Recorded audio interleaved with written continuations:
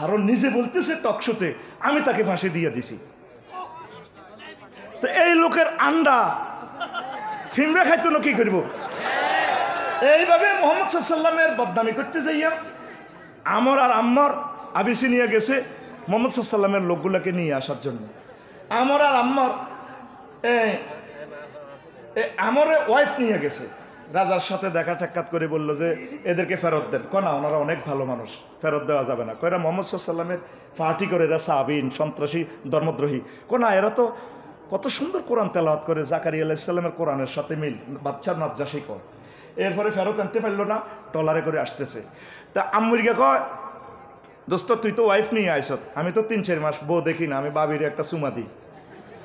কিতে রে কস? তখন আম্মুরিগারে মারি একদম দিছি নদীতে ফালাই। কোন রকম আমেরিকা বাসি রাজার কাছে কইছে, রাজা সংসদ অধিবেশন বিরতির সময় কফি খাইতেন যখন গেছে, এই আমেরিকা সোরা এই আপনার ওয়াইফের ড্যান্স করছে। ফা দাঁড়ান নাজ্জাসী ও আম্মার হাতে, আম্মারিগারে ধরিবার জন্য এ নৌবাহিনী ফাটাইছে, তারে ধরিয়ে আনছে।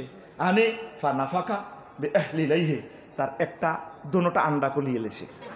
খুলি ফাতার মাল পয়সে এ আমেরিকা আফ্রিকার জঙ্গলে গরু ছাগলের লগে বাঘ ভাল্লুকের লগে চলে, পাগল হয়ে গেছে। কারণ আন্ডার মায়ের মতো মায়েরার এটা তো জ্ঞান ঠিক থাকে না, ঠিক কিনা? তো কত আল্লাহ জাল্লাহ শাহানু আল বেদায় ওয়ান নেহায়ার হাদিস হাফেজ ইবনে কাসির রাহিমাহুল্লাহ তাআলা, আল্লাহ জাল্লাহ শাহানু কত মন কষ্ট নিলে আল্লাহ তো মন থেকে মুনাজ্জা, তার আন্ডারে দি ফিফুড়ারে ইফতার করাইছে, বড় হতাইছে। জীবনে কি সে কল্পনা করছে বড় হতন লাগবে? ফকিরা আমি কি ফেরত যাই তেমনি আইছি। কি সুন্দর কথা কয়।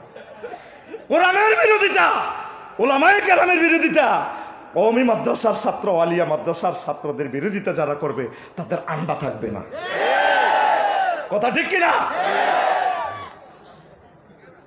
হাদিস আপনারা তো আন্ডার ফিফড়া কামড় দেখি আন্ডা সিদ্ধ করে গেলেছে, আন্ডার হুঁশ আনতে কয়েকদিন লাগছে তারে। আপনারা অবাক হইলেন, আমরা তো অবাক হই নাই। আল বেদায়া ওয়ান নেহায়ার ৫ম খণ্ড, সম্ভবত 448 নম্বর পৃষ্ঠা, বাংলা খণ্ডটাও পড়িয়েন। বাংলাদেশ সরকার, গণপ্রজাতন্ত্রী বাংলাদেশ সরকার ইসলামী ফাউন্ডেশন এটা অনুবাদ করছে।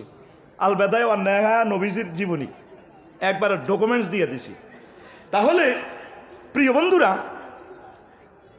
আমার আমলা যারা আছেন আপনারা একটু আল্লাহকে ভয় করেন, আপনারা জনগণের একটু সেবা করেন। ভাই আল্লাহ আপনাকে 10 লাখ টাকার অস্ত্র দিয়ে রোডে ডিউটি করাচ্ছে, জনগণ আপনাকে বেতন দিচ্ছে, একটু মিলেমিশে চলেন। আমরা আপনাদের, আপনারা আমাদের। এই সেতু বন্ধনটা করতে পারে কে? মহাগ্রন্থ।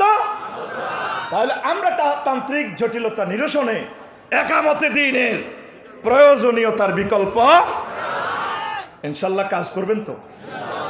আপনার ছেলে ম্যাজিস্ট্রেট হতে, তাকে বলবেন বাবা কোরআনের দিকে খেয়াল রেখো, বাবা রাসূল সাল্লাল্লাহু আলাইহি ওয়াসাল্লামের হাদিসের দিকে খেয়াল রেখো।